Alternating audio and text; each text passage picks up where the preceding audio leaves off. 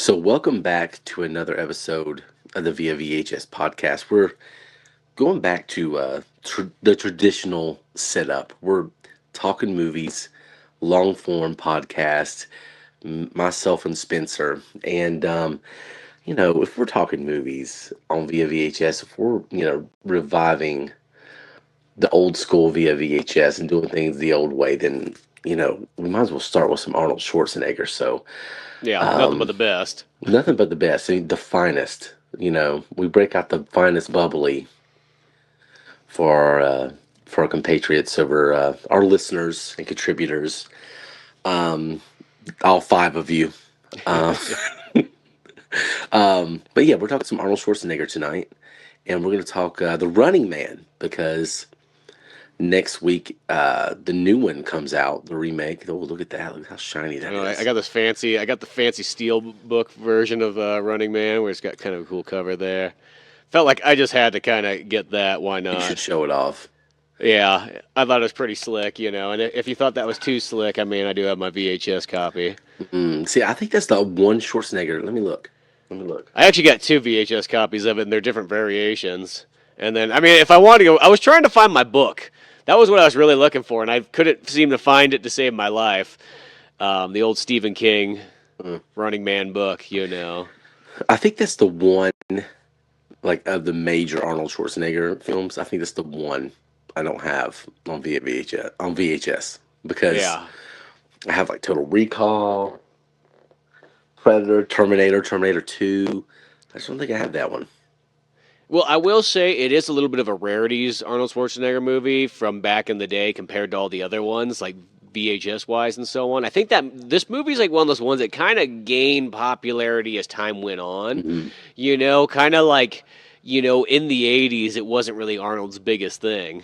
No, no, it definitely is not in the same echelon as like obviously Terminator 2, or but even Total Recall, Yeah, things like that. Predator, Predator definitely not as big as Conan. Predator. Conan, it's probably just below Conan, I would say, in terms of Yeah. popularity. Um, but I mean, it's gained a cult following, and that was a nice looking Blu-ray or whatever that was. Yeah, big old 4K steelbook. All the promotional stuff these days, the 4K steelbooks, the Blu-rays, any type of like alternate poster, any marketing for the movie that you see today looks way better than the movie actually does. Like, it's just my 2 cents. Aesthetically, there's a lot to offer with all the material you see out there today, but not as much in the movie. But there's some nice things as far as aesthetically, Yeah. but there's also yellow jumpsuits and you know, it's some interesting fashion choices and design choices, but you know, that's neither here nor there. But are you excited for the new one? Yeah, I am actually pretty darn excited because at first I was thinking I was just like, cool, it's a new Running Man. Like, it'd be interesting just to see the take and see if they kind of go with the Stephen King book version of it. That is kind of different than like how the Running Man, the Arnold Schwarzenegger movie goes. And for the longest time, I just kind of knew that there was a new Running Man coming out. I didn't know any information about it. And then the movie poster popped up in my cinema, and I saw at the bottom, I was like, oh, it's directed by Edgar Wright? Yeah. And that changed everything. Now Yes. then I went from being like, "Oh, I'm pretty excited to go see this," just for an alternative version, to now I'm extremely excited about this. Like it's actually one of the main movies I'm looking most forward to, and I haven't seen anything on it. I've never seen a trailer for this movie. They've never played one in cinemas. I've only seen the movie poster, so I'm just sticking with that till the time comes. I've seen the trailers. I mean, well, first of all, I love Edgar Wright, and then also Josh Brolin's in it. I love him as well. Hmm. So I don't want to give too much away for you, but yeah, when I saw that Edgar Wright was directing it, I was like, oh my god, that's surprising. And then I'm like, oh no, that actually makes sense. It seems like something he would do because conceptually this lines up, with the kind of stuff that he would do. I think, and I think Yeah. he's going to do very, very well with it. I mean, it just looks right up his alley. But it also still was kind of surprising. Like, oh, this is what we're doing now. But conceptually, this movie has so much to offer that I'm surprised people have waited up till now to reboot it. Which also there was like Hunger Games and things like that, which are kind of similar but not the same thing. But there's a lot of overlap with that too. Yeah, well, it's a lot of things have knocked off sort of like the Running Man over the years. 'Cause perfect examples like Hunger Games, and then there's even like oh, what's the Japanese movie? The Battle Squid Game. Royale. Oh Well, no. that's later on, but Battle Royale in like 2000s and so on like that kind of takes the Running Man thing, runs with it. I did learn today though when I was doing a little bit of research though that just like True Romance or not True Romance, True Lies, that there's a French version that comes beforehand. Apparently, there was a French movie that pretty much has this exact concept of like the Running Man thing, and especially the exact concept of like the Stephen King book. Mm. And strangely enough, it's not like they base it off of. So that French movie actually tried to sue, I think, whoever the heck owns Running Man and whatnot, and even probably Stephen King. I wrote down what it was. I tried looking it up, and of course, it was another one of those French movies, just like La Totale, the True Lies one. Next to impossible to find that movie to watch in the U.S. Slash, if you do find it, like they mostly don't even have subtitles or a dub version. Mm. Yeah, that's interesting. I mean, there's so many other even older stuff before the Running Man that has a similar, idea. Maybe not a game show, but you know. I mean, it all derives, I guess, probably from the Romans back in the day and having people fight in the Colosseum, and then it's just a natural progression of like, hey, if we did that today, it would be on television, and now it would be on the internet. Um, Yeah, but which I'm I assuming is what they're going to do with the new one. I don't know. yeah. Well, I found that title. It's for the French movie. It's La Prix du Danger, Oh, 1983. huh. So as I said, I tried to find it because I was interested. Which is funny because you mentioned that of the new one. If you kind of did it like internet wise, the weird thing was is I was going back through. I listened to the Running Man book again because I read it back in the day, but I listened to the audiobook. And the audiobook super. The guy that reads it's like probably one of the best readers I've ever seen or heard. But in that one, it's really weird because the Running Man takes place just like out in like the wild. It's not like they're in like a game show location, like at their Universal Studios or something like that.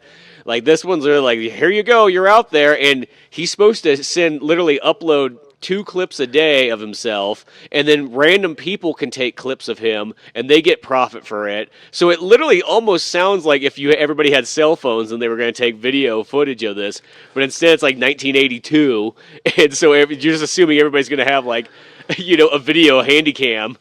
Yeah. So based on what you're telling me, without you saying too much from you, because I want to keep the movie fresh for you, I will say that this Running Man that's coming out sounds like it honors the source material much more closely Yeah, and I was than assuming that. yeah. Because I don't think that they're in an arena. Hmm. I don't think that's what's happening now. I don't know if they're in a jungle necessarily, but um, yeah, that's interesting.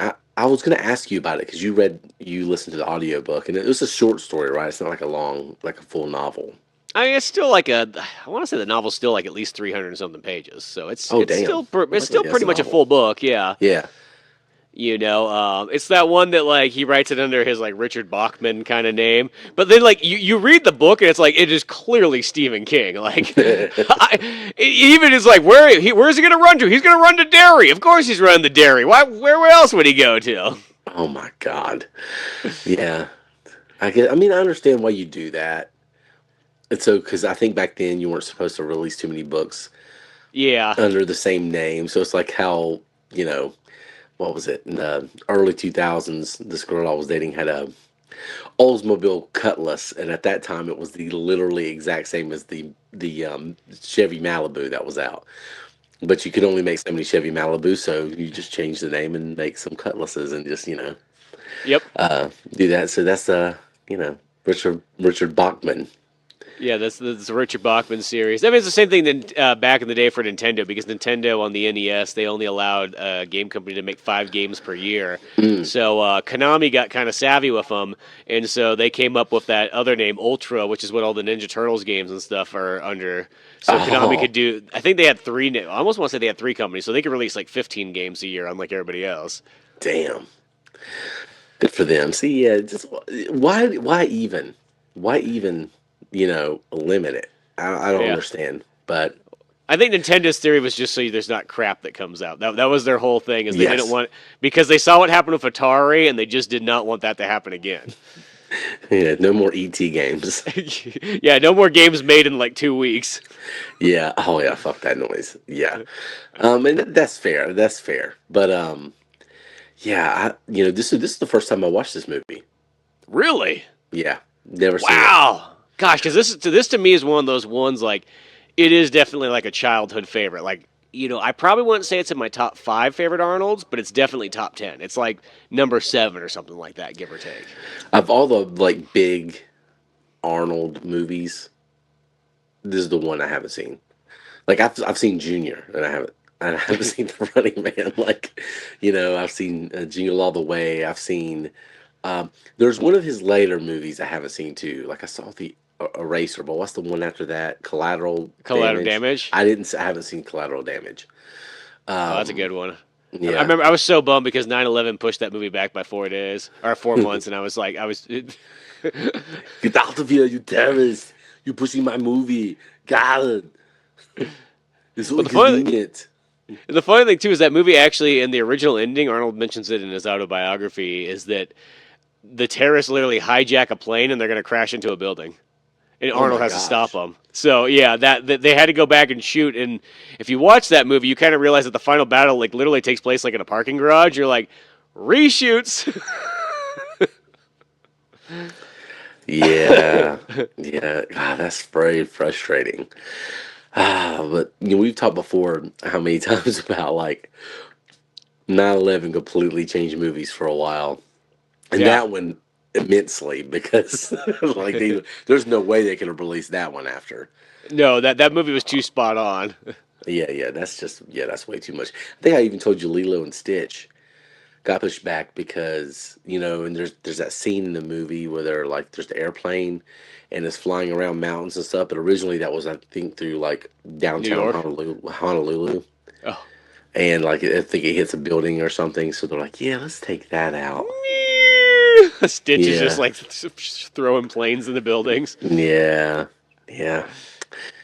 Oh gosh, how inconvenient 9/11. Yeah. Never forget. Yeah, never forget. Well, believe me, I don't forget. I I think about it don't. all the time. Yeah, I think about it all the time. Never mind. I ain't gonna say it. New York kind of forgot this week, just a little bit. Why? Because the elections? Yeah. Yeah. You could bet on those elections too, I saw. You need to calm down, dude. See, I wasn't, I don't I let wasn't myself betting on bet. elections for other states that I don't know what's going on exactly, but. You like I don't let myself get into gambling because I know I love it. I know for a fact I love it, and I'll do like $5 on DraftKings. I actually haven't even done that this year. I haven't. I don't think I put money down last year. It's been a couple years now Well, since I put money that's all down. I started with was $8 that I just had left over at my ramen hood, just freely sitting there, and I was like, "Oh, let's see where this goes."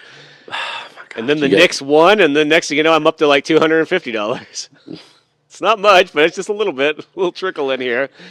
It's something that, golly. like in California, we've like never had. So I feel like I got to enjoy this as much as possible because someone's gonna get savvy and take this away. Oh, so you don't technically aren't supposed to do this? Well, it's just I think it's because they changed the name of it, but I just have a feeling that it's not gonna last very long. No, no. They found a loophole. Yeah, they found a loophole in making these predictions on Robinhood, and as I Mm. said, like so, I feel like I'm just gonna enjoy it as much as possible because I know it probably won't be there for much longer. Because It would be an app called Robinhood that does something like this. exactly, because the Native Americans are gonna get really pissy about this and be like, whoa, whoa, whoa, whoa, whoa! Don't you dare be betting anywhere else. No, it's getting out of hand, man. It's getting out of hand. Wait till they make movies about the people who were just gambling last couple weeks with Scary Terry and oh man, it's crazy. And this is when you choose to get into this. It's crazy. It's just But gonna happen that way. yeah, it just happened. Yeah, yeah. There are 1-800 numbers, Spencer. Just to let you know.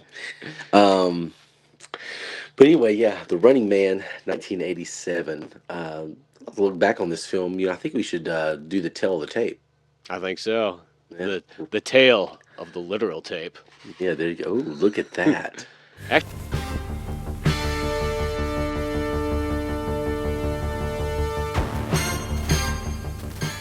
Actually, this Look this at is my that. more this is my '94 one. I got an '87 one or an So you '88 have one. two. I don't even have one.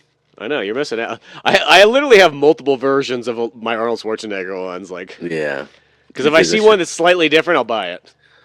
oh my gosh. Yeah, I do have. I will say the Terminators. I have the holographic. I think Predator too. Yeah, Predator one, them's holographic and so on like that. One of my Laserdisc Predator is actually a Japanese one, which is pretty cool looking. See, I'm a sucker for holographic anything. Even my stickers for the podcast are holographic because I mean, this one's you can't really tell on there, but it's a little bit holographic. I like it. Yeah. It looks better than the movie. So anyway, let's jump into the tail of the tape. Tail of the tape. Okay. So The Running Man, released on November 13th, 1987. Obviously starring Arnold Schwarzenegger, Maria Conchita Alonso. I think I'm saying that right. I think I am. Yeah, I think so. Richard Dawson, we'll talk about him. Yeah, Family Feud. Family Feud. Survey says you're a dick. They should have had that in there. Jim Brown, Yeah. awesome. Yeah, Jesse always cool the, to see him in there.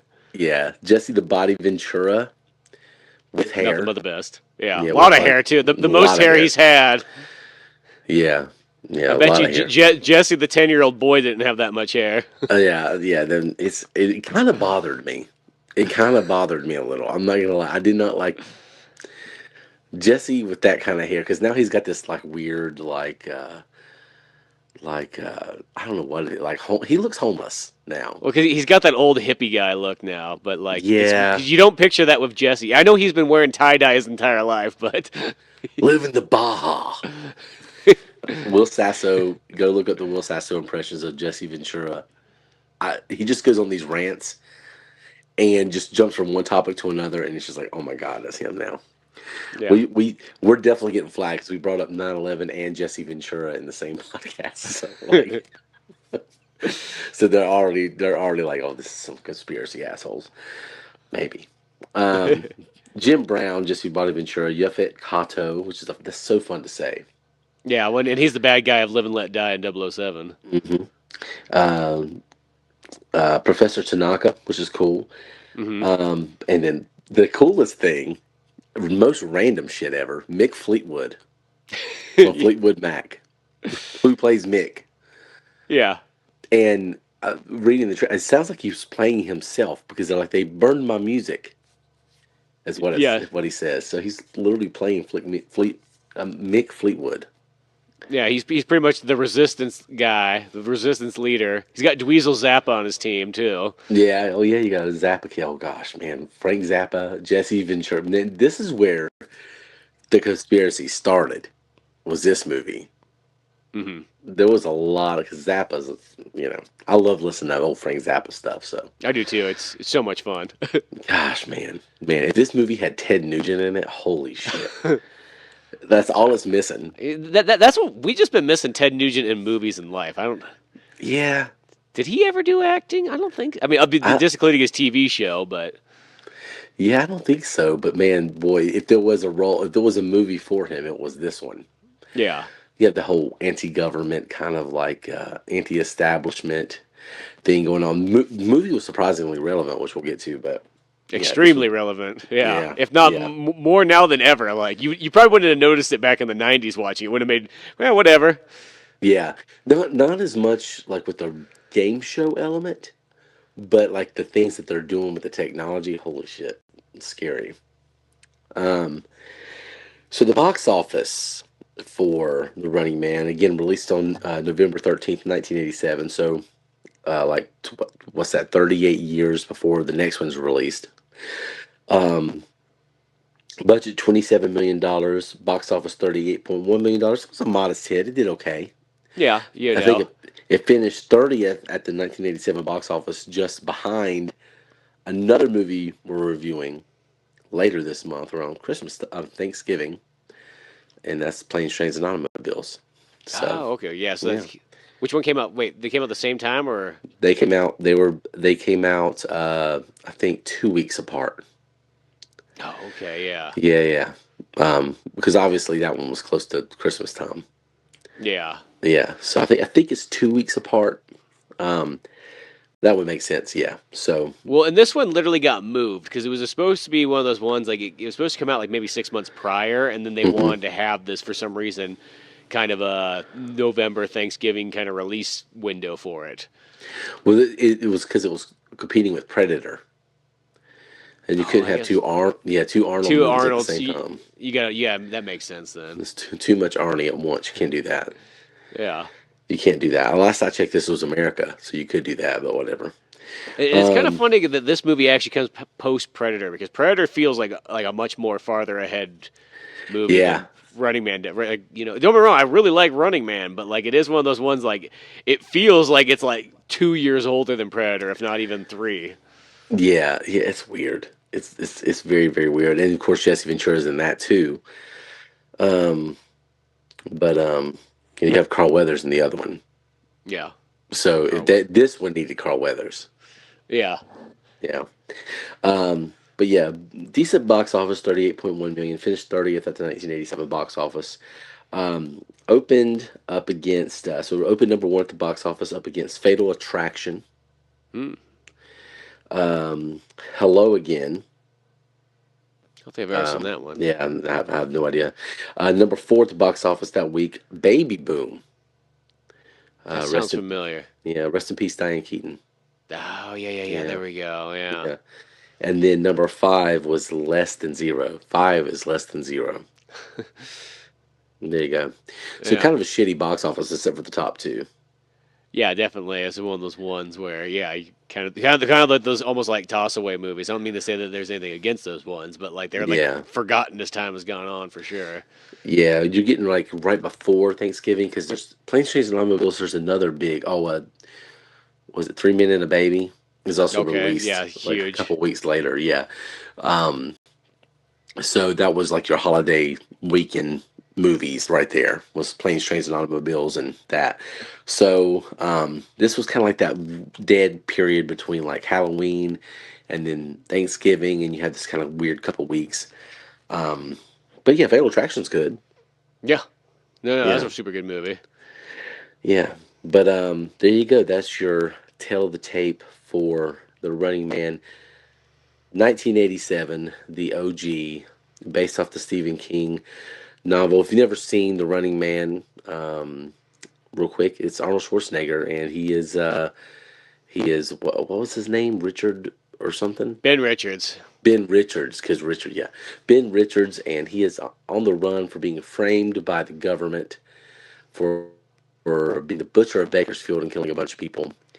And then he, after escaping this facility, he ends up being a contestant of the Running Man, which is a show that pins people against Mortal Kombat characters, and they try to kill him essentially. So that's basically what the movie is, Yeah, it's and it's pretty fun. much just modern day, as in modern day '80s, as the gladiator matches. So if you're in prison, this is kind of like your way out. Maybe if you can fight your way through, and so on like that, and go through these game shows, and Running Man being one of them, and they show some other ones along the way too. So it kind of goes to show that like game shows at this point have gotten so far that there's like climb for cash, and there's a bunch of like Doberman pinchers like below you and so on like that, and all kinds of other like goofy game show stuff, which I feel that's the part that's kind of almost like lost. Not that game shows don't exist anymore, but game shows do not have that power that they once did.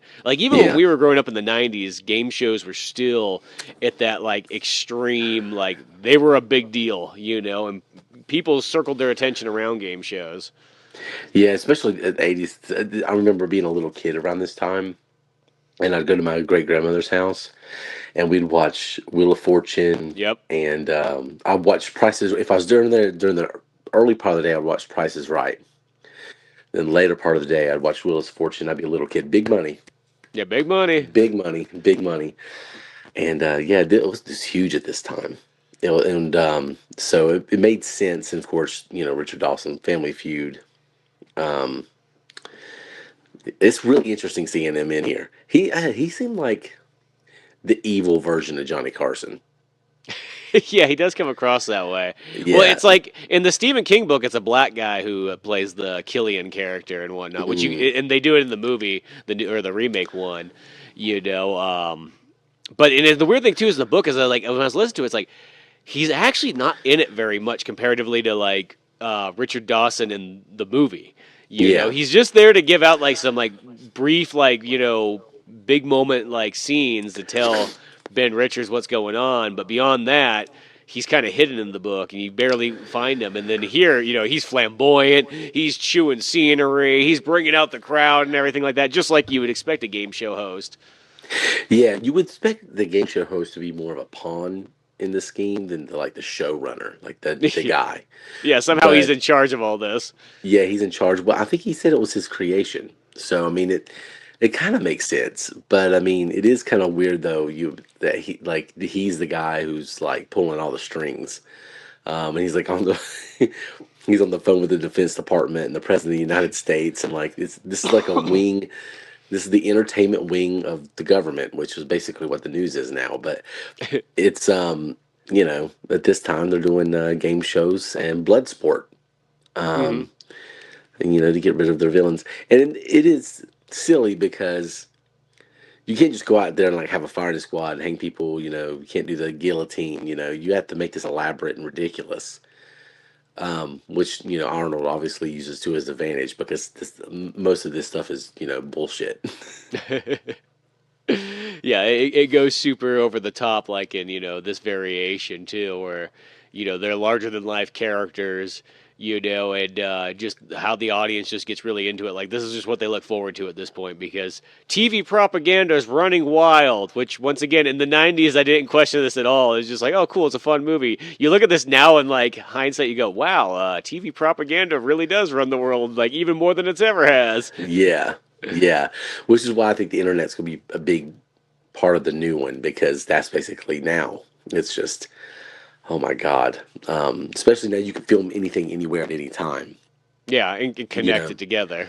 yeah. Everything is just streaming. So that's going to be interesting to see how they play that out. But yeah, having the game show element in there, I love how they made it like an actual game show. And he's like, like hugging on the women and kissing them on the cheek, and like being the charming game show host guy. And it's like, who do you think's going to get the first kill tonight? And what they're literally executing people, but it just feels like Family Feud or The Price is Right.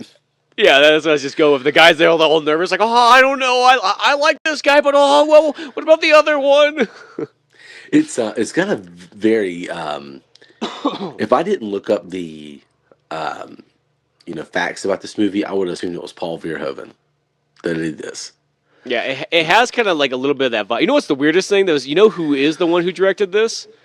This is Starsky. Yeah, Starsky from Starsky and Hutch, and I know that was like kind of Arnold's problem with it by having that guy there, is he thought that the movie looked too television and not enough like movie-like, because I think what Arnold was, he kind of wanted like what the kind of closer to like the Stephen King version. I know that definitely he would have changed things himself because initially there was a Christopher Reeves version of this movie that followed the Stephen King one where he was a family man. He joined the game show so he can get money, so he can get medicine for his daughter who's sick and so on like that. And he was going to go through it, instead of kind of having it being more like the game show with like the Stalkers and the kind of comic book like characters and so on. Which, strangely enough, I will say, it is that thing where like I like the idea of the darkerness and so on, but the Running Man movie I think is much better than the Stephen King book. The Stephen King book's more Mm, like an interesting idea, but I think the yeah. Running Man movie kind of, in a sense, takes it better. There is a handful of scenes though in the book that I hope that they actually put in the new version. Hmm. Yeah, I had mixed feelings on it. This is definitely, as far as like his action roles, one of the most, probably the weakest Arnold film I've seen, Hmm. especially on his end because he seems uninterested even more than usual. And like the hammy lines, he doesn't. He even says, "I'll be back in this," and he's like, "I'll be back," and he just doesn't hit the same. There's something like missing. Um, but yeah, it didn't quite hit for me the same as the other ones did, which is why I guess it's not on the same echelon as the really really big ones. But conceptually, that's what carries this movie. It's the concept, it's the idea behind it, and even though it's kind of messy, this movie does pull together pretty well. It makes it ends up being a pretty good thing. I just wish there was other parts of the movie I wish they would have focused on more than they did. Hmm. And it dragged a lot too. There was some, especially right before the first part of the Running Man, like where they're getting to the show and they have the ridiculously long dance scene. Um, Orchestrated by Paula Abdul. yeah, orchestrated by Paul Abdul, which is that's really cool. I mean, it's you have so many interesting characters in here, but that took way too long. And I'm like, I guess knowing what's coming down the pike, I'm like, I want to see more Jesse the Body Ventura. I want to see Jim Brown in this. I want to see all these crazy, just random, like it's almost like a Mad Lib, you know, like cast. It's like just do random fucking people in there. Well, it's a So bunch of sports guys when you really yeah, think about it. Like that's what like the majority of the cast is made up of. Is that and like musicians? yeah. God damn, they really, man, they could have had OJ in here. Yeah, this feels like an OJ movie in a sense. Yeah, I mean, I like Jim Brown, and Jim Brown's probably a way better person than OJ was, but this felt more like an OJ role than a Jim Brown role. Yeah. But maybe that's just me. But yeah, I could see him doing that. But nobody's gonna buy him as a killer. The Hurt No, Funeral Car guy. not in the '80s. No, no, not in the '80s. That I think we've talked about that before. That's why he didn't get the role for Terminator. Yeah, exactly, because they thought he was too nice of a guy. Yeah, he's not gonna kill anybody. OJ kill someone? Yeah. No, no. If Hollywood knows something is a killer, it's Yes, not him. that's not him. Um, yeah, but I was excited to kind of see just the random people in this. But yeah, the first part of the movie is kind of messy. When you get Maria Conquista Alonso and you get all that stuff where she's kind of like a hostage and stuff, and like they're basically, she's just sex appeal. She's the girl from Predator. They just the first part of the movie she's in lingerie for absolutely no reason, and then later in the movie she's in a really tight outfit. So it's just like Yeah, she's just there, and so on. But she's still fun. She still like brings some entertainment to it and so on throughout there. Even though it's not really the greatest idea that Arnold has is like I'm going to take this girl as a hostage. Like, she's going to of course freak out at some point. Yeah, but see, I was wondering that when I was watching. I'm like, why is this angle here? This makes no sense, like narratively. But then they make it make sense because you need somebody to, you know, help him, you know, Hmm. prove his innocence because he's, obviously not the butcher of Bakersfield. Arnold would never kill innocent civilians. Yeah. Um, and so, but he's framed by the government to make it. They've edited the footage, which is that's the creepy part. Them editing the footage, um, and then later they, make a fake fight between Jesse Body Ventura and then Arnold, which they obviously in the movie it's them two actually fighting, but they in the movie um, Arnold is met up with Nick Fleetwood's character, the Resistance, I guess you could say, and while they're down there on TV, it shows Arnold dying at the hands of Captain Freedom. Yeah, Captain Freedom. Jesse, yeah, and but they do this thing where they analyze his face and they swap his face with somebody else. I'm like, oh man, that's just Yeah, it's like what the proto deep fake. it's the proto deep fake, and I mean that could be done now. Yeah. Like that could literally be done. Like Well, we're so cooked. well, I think those two moments you bring up of doing like the deep fake where they do that scene, and then the fact of them taking real stories and then editing them to make them the way they want. That's the scary part is that they do that all the time, and it's like one of those ones. I think if you watch this movie in '87, you would not have thought much of it. Like, oh, that's kind of a sci-fi concept and so on like that. And the fact that nowadays it's like, no, that's literally what they do. They'll take a real story and then edit around what they want so that they can push their agenda and their message that could be totally fake. I I saw this today before I watched The Running Man. So this is Yeah. not something I thought of when I was watching it. The BBC is getting in trouble for literally doing that about January 6th. because Trump was like, "We're gonna go down there, but it's peaceful, and we're gonna hold hands, and everybody's gonna have fun, and it's gonna be great." And then he's like, they edited it to sound like, "We're gonna go down there and kill everyone." He didn't say that, but they But they they'll they find a literally way to edited it. fake it. Yeah, that's Yeah, the thing they is, and it was a public speech. It wasn't like something he was saying in like this room. This was like out in front of everybody, and they just still edited it to make it sound like he said, "We're gonna go down there and fight like hell." And like, so they're getting in big trouble for that. And it's shit really happens, man. yeah. Well, that's the thing is, I feel with all those news companies, it's like the power of television that exists in the Running Man. It's like their days are dwindling really. They're literally like digging their own grave Yeah, because yeah. I think it is getting to that point where I don't think a whole lot, other than like a certain generation, nobody else has any faith in them anymore. No, nobody has faith in the news. No, and most of our only the older folks watch, you know, terrestrial television anyway. So Yeah. like that's one of the reasons the election went the way it did last time is because the old guard had moved on and you couldn't get the same narratives to play out anymore. People are more free thinking than they were before. But that's what makes the weaponization of like AI and all these things so scary is because there's such an incentive for it now. Hmm. There's such an incentive for it now. And man, that's scary. When you watch this movie, you're like, oh shit. Like, especially that fight scene where they, like Arnold sitting there watching himself die Yeah. because they just put his face on somebody else. And I'm like, man, like that's very plausible. That's not even out of the realm of possibility at this point. Like they could literally do that. Yeah, well, that was the thing is because I've watched this movie so many times since like the early '90s, and and that's the thing is I kind of wonder if your experience since this is the first time you watched it, this got to be a little bit different than it's been a build up throughout your entire life. But the fact is just watching it, always enjoying the movie and so on like that, but never really thinking too hard on any of those parts as much. And just now it's like I thought about it in this last watch. I was like, that stuff, it's like it is kind of weird. It's like we literally hit that. It's like that thing that all sci-fi movies eventually become reality in a sense. Yeah. In one way or another. Sometimes it's really close and sometimes it's off. But, you know, news organizations using modern technology to completely alter the truth. I mean, Yep. that's like happening. And it's on both sides of it. It's not just one side or the other. No, It's yeah, it's like, literally all sides. yeah, this is like I feel how I feel politically about certain people, but the news I don't trust, like just at all. Yeah. Like I just don't trust. Like the Walker Cronkite days are over. Um, but I think it's interesting that at that time that's what they thought of game shows was like the kind of like moral true north of TV. Like kind of what they thought the pinnacle of television was the game show, not news, not Yep. serials or whatever. It's literally the game show is like the game show host is the king of TV. Um, More than Johnny Carson or anybody else. That's who's got the most pull.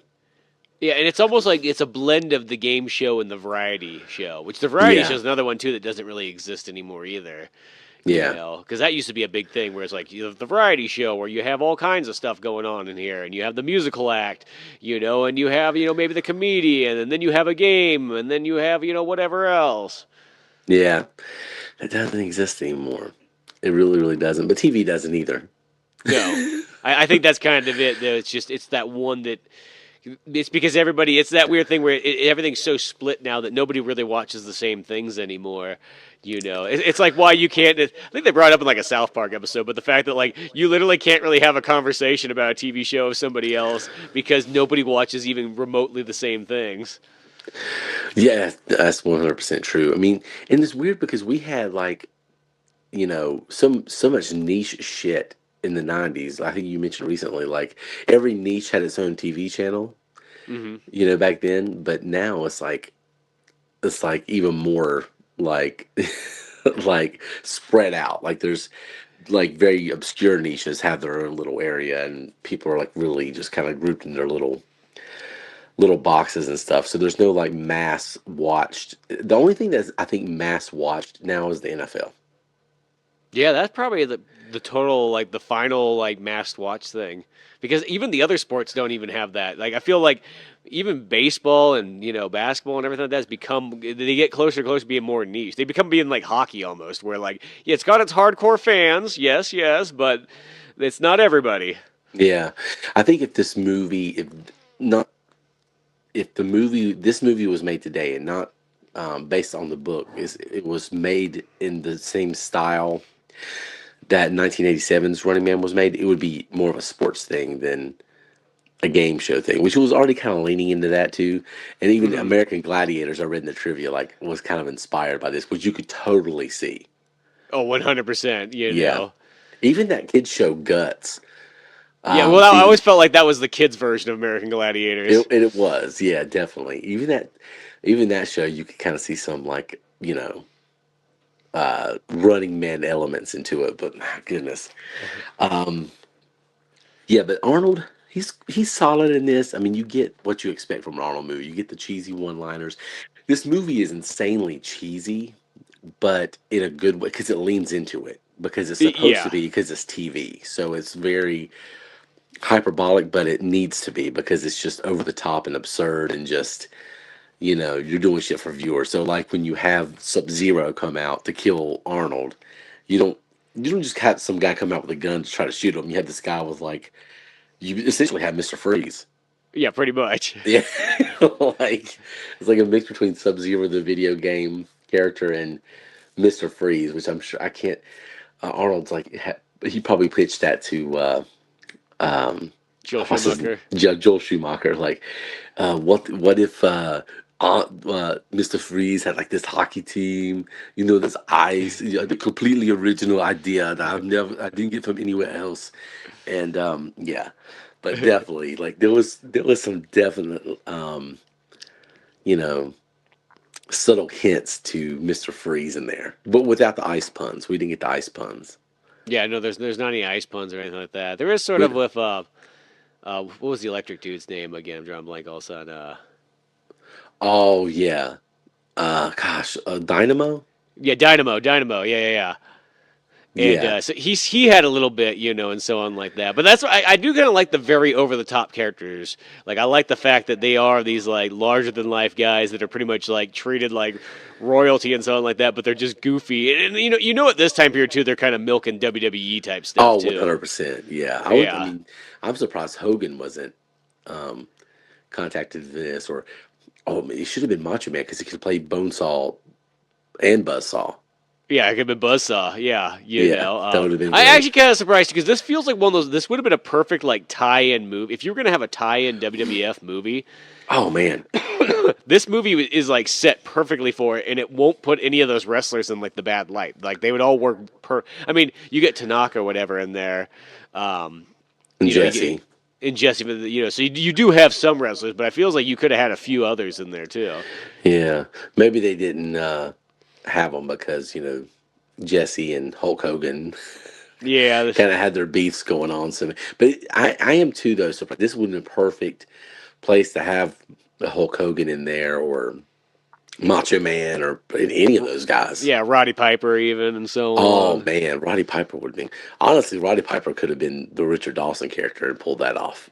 I think yeah, exactly. You Yeah, yeah. But sometimes the weird thing in like '80s movies though is I feel like nobody like that's that time period where like there's the star and then everybody else has to be almost like a C-list actor in a sense. Like we don't want any of this like too much competition in here, Or So a it feels novelty.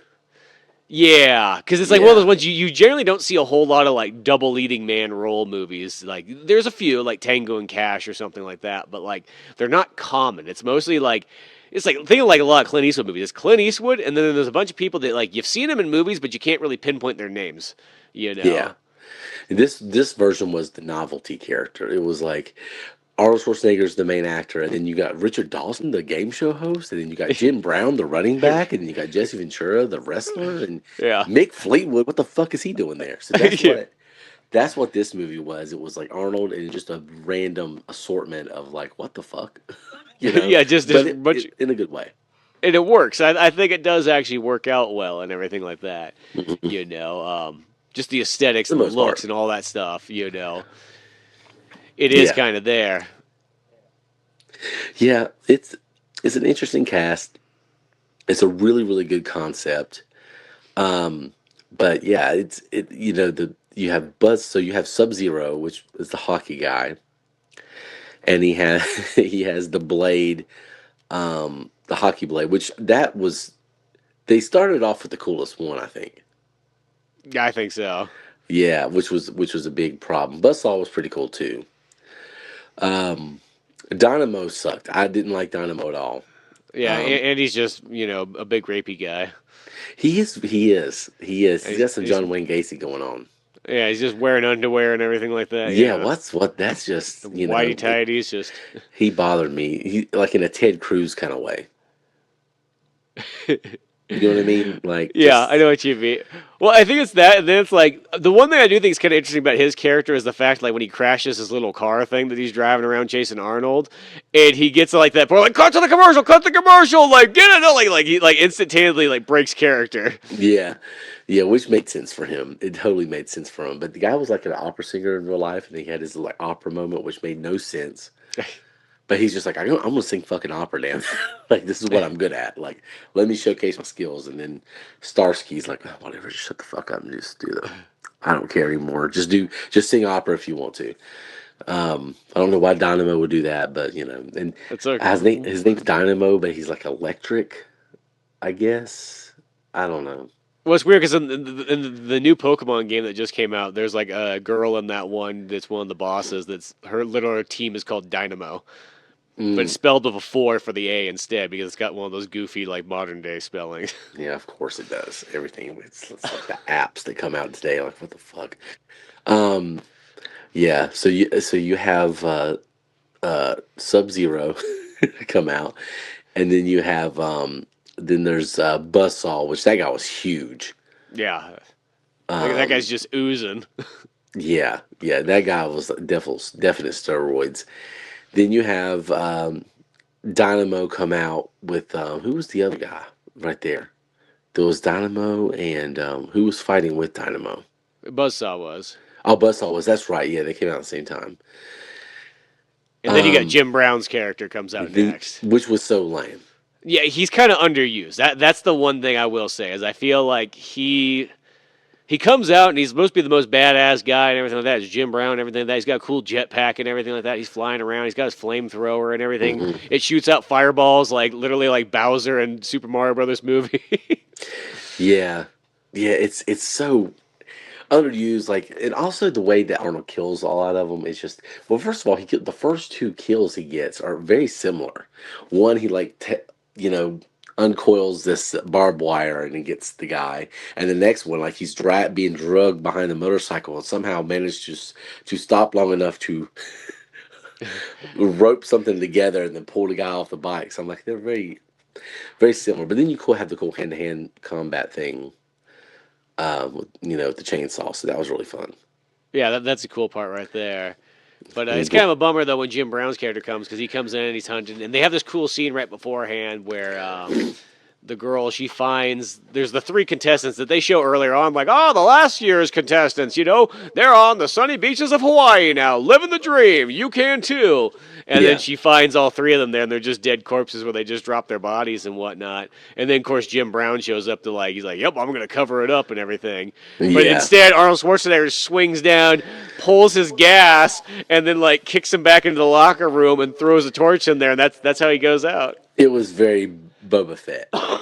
Like, you know what I mean? You get this really cool looking character, and he just goes out the most bitch way possible because of his jetpack. It was very Boba Fett.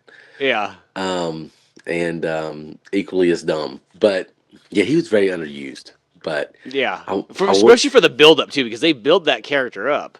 You yeah, know, yeah, and he's got like this weird like haircut. He kind of looks like Rufio, yeah, and but with gray hair instead of red. It's just yeah, that was you. Pretty much all the bad guys were kind of disappointing. I feel like they could have um, used less time dancing, and there was a good 10-minute chunk of this movie where I felt like y'all need to get going, and it was right when it was right when the Running Man was about to start, and I'm like, y'all could have a whole nother like fight scene in here. You know what I Yeah. mean?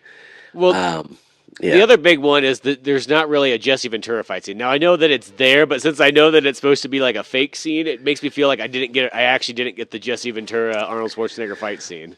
yeah, but you do though, and it is weird. You do, but it, like because the movie tells you that it's fake, it makes me feel like I didn't get the real deal.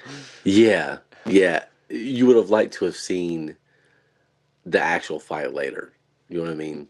Yeah, like I It want to would, see Captain Freedom fight Ben Richards, like the real thing. Yeah, yeah. I would have liked to have seen that too. That is a huge mistake. Because I thought where the movie was going, it was going to be like Captain Freedom turns at the end, and he's going to Darth Vader like Richard he's Dawson. Yeah, he's I gonna thought that's help where. out and everything. Yeah, Yeah, that's where I thought it was going. I thought he was going to be the main guy, like the freedom guy, like the liberator, and he was going to like save everybody. Um, and he never but comes back really. Yeah, no, he gets screwed over and used and abused, and then he's just gone with his dumb hair. and just leaves. That's it. In his goofy armor that he doesn't want to wear. Yeah, it would. Yeah, I don't know. The hair bothered me so bad. It's like I get why you did it, like to make him Captain Freedom and stuff, but it just that's the part that whole all the Captain Freedom stuff felt so Paul Verhoeven. That part in particular felt the most. When he's doing like the workout video or The whatever. workout video, just the whole thing with Captain Freedom, just felt like you know what I mean. It just I don't know. It felt like his commentary. Um, but I think that's another thing that hurt this movie too was at the time everybody's like, "Yay, America!" And this was kind of very anti-establishment,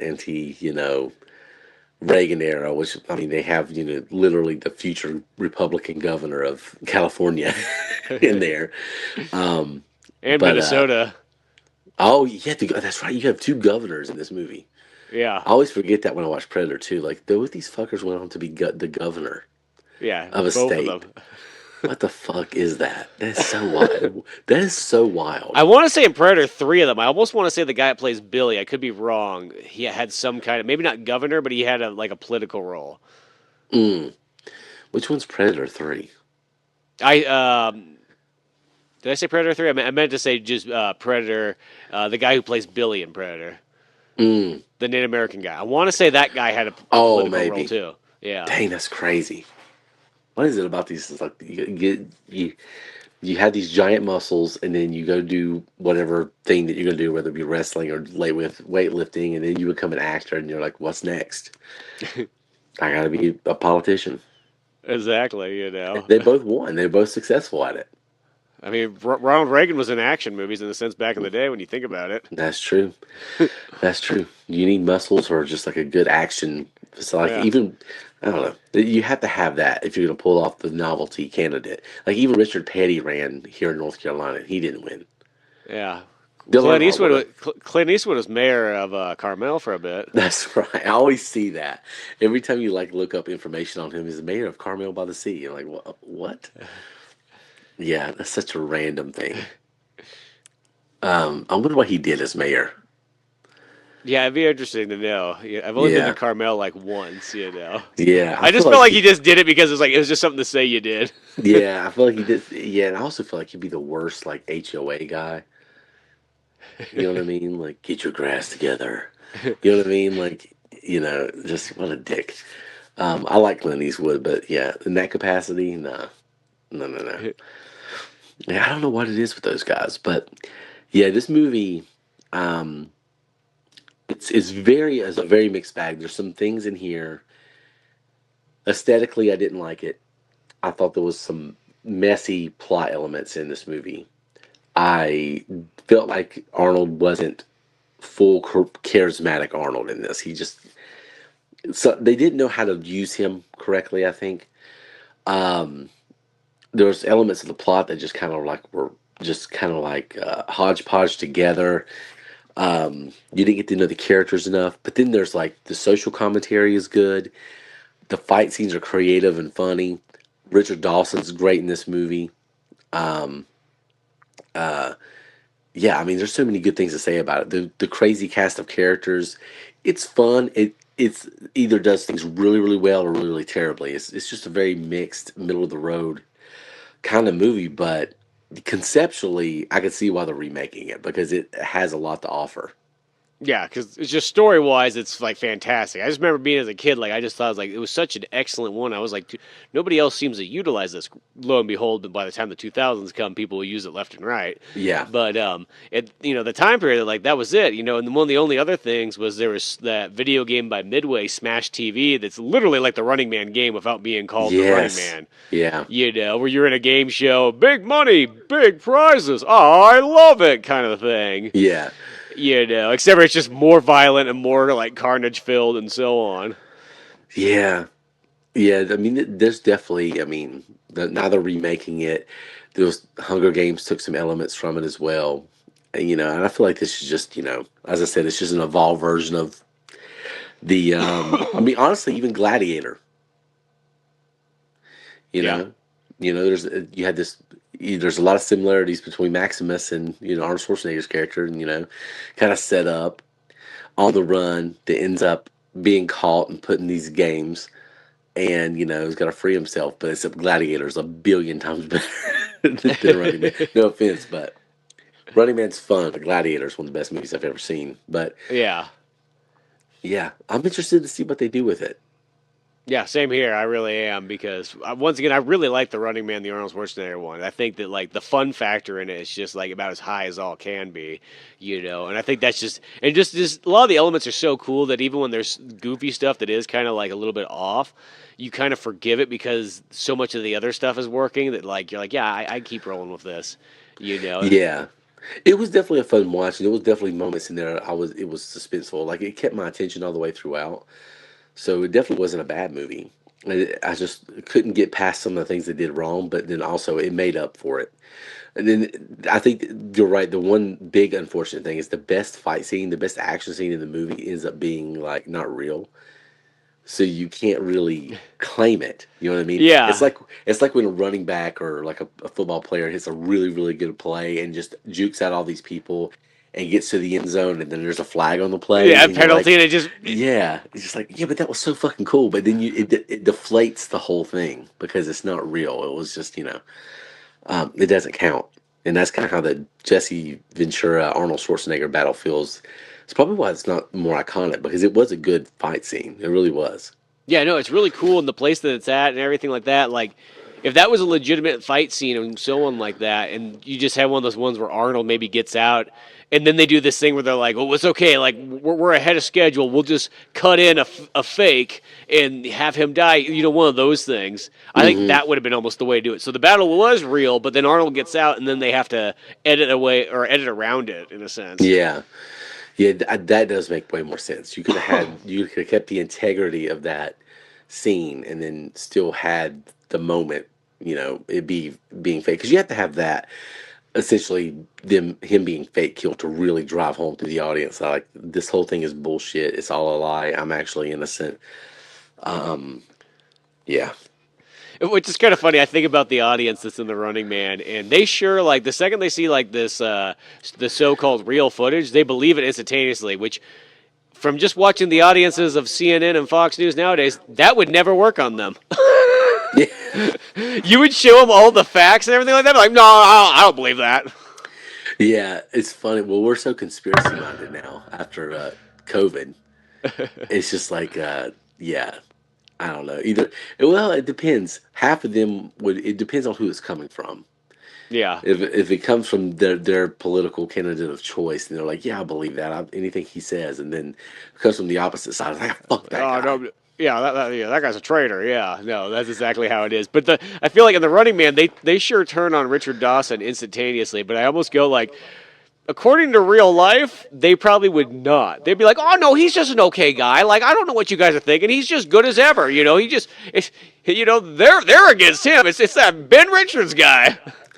It felt like very much like a 1980s, or well, especially early 80s, like professional wrestling audience. Because there was always like surplus of old women there. Have you noticed that? Yeah, That if you go back and watch these old things, like why are these all these old women here at this wrestling match? But they fucking loved them. Well, I think it is for old ladies. It's like you come to watch the big buff, young, bucks out there. Yeah, but it's one of their stories, like their soap operas. Yeah, there's You that know, too. yeah, because soap operas are about as good acting as the wrestling.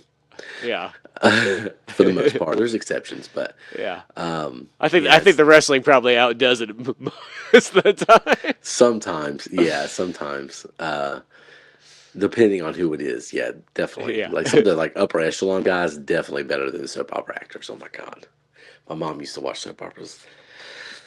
Oh man, but yeah, The Running Man. It was fun.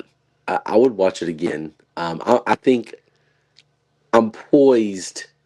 I could be wrong, but based on the fact that it's Edgar Wright, I think I'm poised to like the remake much, much, much more. Yeah, well, I feel like the remake probably is going to be really dialed in I think it'll be a fusion. I'm basing this all off the movie poster, but I have Yeah, a feeling it'll be like a fusion between the book elements, the Arnold Schwarzenegger movie, and then the Edgar Wrightness, all kind of thrown into one.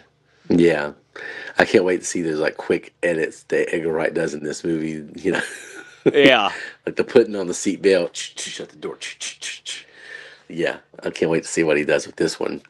What was the last movie? Was Baby Driver the last movie he did? He had to do something No, in he between. did that A Night in Soho or whatever. Oh, Or that's right. I didn't watch that. Yeah, it was good, but it didn't stick out as much as the other Edgar Wright movies to me. Like I remember, like Hmm. I watched it once in the cinemas. I'm like, oh, this is good, but it wasn't as maybe legendary as everything else he's kind of done. Yeah, Baby Driver was really good. Yeah, super dialed in. Yeah, people kind of forget about that now because I think the Kevin Spacey stuff and they kind of sweep it under the rug. But that movie was damn good. Yeah, super good. So yeah, as I said, I'm really excited to see where this goes. I'm hoping there's going to be some form of an Arnold Schwarzenegger cameo. I don't know. Realistically, like I get that they're doing the Killian from the book, so of course that's what they want to do. I did kind of think about, I'm like, who actually would have been a cool Killian in like the remake though would have been actually have Arnold Schwarzenegger play Killian. Yeah, yeah, that would have been really really cool to have him play that or the Mick Fleetwood character. Yeah, that would work as well too. I think. Yeah, have him like head of the underground resistance, but make him less hippie, more kind of like militant and like. Yeah, just Um, old Arnold. I would not be shocked to see him in there. Obviously they haven't teased that, but I wouldn't be shocked at all, especially since it's Yeah, Edgar Wright. because once again, that's like one of the guys who really appreciates movies. That's a director that he gets it. Yeah, So I feel like it would be weird for him not to have Arnold in there because he likes to have like classic actors in his stuff. yeah. I think we'll see him in there, even if it's for a brief moment. But I'm excited about the cast they have and Josh Brolin. What's the main guy's name? Top Gun Maverick. Uh, Yeah, I can't remember that. I like that guy too. yeah, Twisters. Shit, I can't think of his name. Yeah, It's right on the tip of my tongue. he's the guy that looks like he would be the fill-in for Captain America. He looks like yeah. He's the new like we're trying to push this guy now. Yeah, He's yeah, he's the new oh, what's his name from Magic Mike? oh yeah yeah yeah. Oh geez, we can't think of any names now. We're, Guy. we're crashing. Once it gets to that late point at night, it's like my brain just hits the wall and whatnot like that. Yeah, I can't think of his name either. But you know who I'm talking about, Magic Mike himself, right? Yeah, Like exactly. yeah, Channing G.I. Tatum. Joe, Channing Tatum. Yeah. Yeah yeah yeah. Yeah, he's kind of. I think I think they want him to be Tom Cruise. He's not that. No, I don't think he's got that much charisma, but I do like him. Yeah I do yeah. think he can pull some stuff off. I think he'll pull this off. Yeah. Um, so yeah, I'm excited to see the new one. Again, I'm poised to probably like this one more just based on who's directing it. It'd been interesting to see Running Man, the 1987 version, if like a Paul Verhoeven did it, or like just a different director. Well, because that Um, is when you mention Paul Verhoeven, like Running Man does kind of have a feel like a lesser Paul Verhoeven movie. yeah, I yeah, hate to sort of say it, like as much as I really like Running Man though, but like it's like when you compare it to like RoboCop or Total Recall or Starship Troopers, you're kind of like, yeah, that's kind of like that captures that sci-fi ness really well. It almost makes me kind of wish that Paul Verhoeven was the one who directed it. oh, me too. I think this was poised for him to do. to the point where it felt like one of his movies. It felt like, you know, like kind of like how a Zemeckis movie, the early ones felt just like Spielberg said, "I don't want to direct this, but I want to be involved," and he just gave Yeah. it to him, and he did a good job with it. But you could tell there was a Spielberg magic to it. It almost felt like that with this movie, even though Verhoeven didn't have anything to do with this movie No. at all, you know. Yeah. But it very much felt like a Verhoeven, a Verhoeven movie. Um, but it's fun. It's a worthy entry to his, um, his filmography. It's just, here's the A tier, here's the B tier. It might be in the C tier ultimately, Of the Arnold but movies, you're saying? yeah. I mean, if A tier is what Terminator, Terminator Two, Predator, Yeah. B tier would be maybe Total Recall. What's the other big action one he did? Um, but yeah, like Like Total Recall. Commando? Yeah, Commando. Maybe I need to watch Commando. Have you not seen that one? No, those are yeah. I forgot about See Commando. now, Commando's in my top 5 favorite Arnold Schwarzenegger movies. I like that one a Mm, lot. Oh, True Lies would be up there near the top. Yeah, well, True Lies is definitely an A tier because that's probably like almost one of the, not necessarily biggest as in money making, but like almost like the biggest spectacle movie because that movie actually has more bigger scenes than Terminator 2. Even Yeah, when you, that movie's insane. I love True Lies. I I love the do too. It's shit out of so True good, Lies. and that's in my top 5 favorite as well. Yeah, and Arnold, I think, might be the best in that movie. I think that actually might be his best Yeah, role. I think that's his pinnacle movie realistically at the end of Yeah, the day. I think so too. Like Terminator Two is more iconic, but Hmm. True Lies is. I think when he got the best out of Arnold in that movie. Like the best version of Arnold you could ever have, he got it. So Yeah, yeah, everything's just dialed. Well, because that's the thing is that movie's so big that like in a weird way, Arnold never had a bigger movie past True Lies. yeah, that's That was true. like it hit like the top echelon, and that was like from there you just never gonna be able to reach that peak again. It's just no matter what. Yeah, that's And even though he's unfortunate. got a lot of great movies past that point, it's just yeah, you could tell that it's a different route now. Yeah, but yeah, watch Running Man if you've never seen it. Um, Definitely, I watched it on Paramount Plus. That's where I watched it. So if you want to stream it, that's where you can stream it. I'm sure it'll be popping up a lot of places since the new one's coming out. Yeah, it'll Um, probably be there. but rent it, buy it, go watch it. Definitely go watch it before you watch the new one because I will say um, it's conceptually similar, but not the exact same as the new one coming out. So you could watch it and it not give the story away Yeah, to what's going to happen in the new movie because it was its own interpretation of the source material. So if you've never seen The Running Man, definitely go see it. Anyway, um, that's probably any last thoughts on this movie. yeah. Just say if you get really into it, you can always read the Stephen King book or listen to it. Hmm. I just listened to it right off of Spotify, but I have the book itself, and yeah, it's a cool version. As I said, I think the Running Man Arnold Schwarzenegger one is kind of that's the better one compared to the book, but the book still has a lot of interesting stuff in it. Mm. I'll give it a listen. I might listen to that tonight actually before I go to bed. Yeah, Give my 2 cents on it, and some ancillary content. But it's got a really cool ending. I'll say this: the book, like the ending in the book, I would like a lot. oh, really? I feel Better than like the movie? yes, much better than the movie. But Yeah. I could see like an alternative, like you take the ending of the book because the ending of the book is, of course, like one of those like it's almost like '70s dark, like this is it, we're going out, that kind of thing. Mm, Where you could probably turn it around a little bit for the Arnold Schwarzenegger movie, where like you have both the happy ending and you get the glorified, cool ending from the book. But yeah, the book. I hope they put that in the new movie. yeah, I'll be interested to see what they do. I feel like the movie's going to be closer to the book from what you've described in the book and what I've seen with the trailers. I feel like it's definitely going to be more of an adaptation, like a much closer adaptation than this movie was. Not that that was a bad thing that this movie had its own, took its own liberties with it. Um, but yeah, if you've never seen The Running Man, definitely go check it out. Um, we're getting back in the groove of things. We're gonna do a lot of stuff this month. We're still trying to, I think, get our, we have to get our sea legs under us, I guess, a little bit.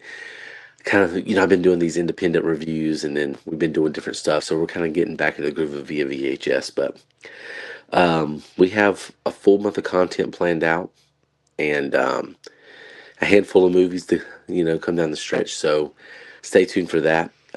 Also, kind of getting things going with the community again. I'm going to post some links.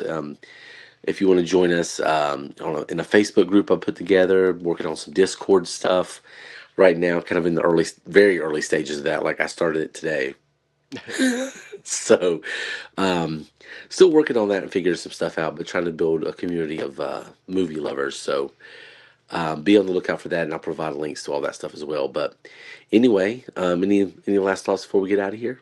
No, I think that's good. Just looking forward to more Running Man in life. Yeah, more Running Man coming down the pike. Come back and visit us next week.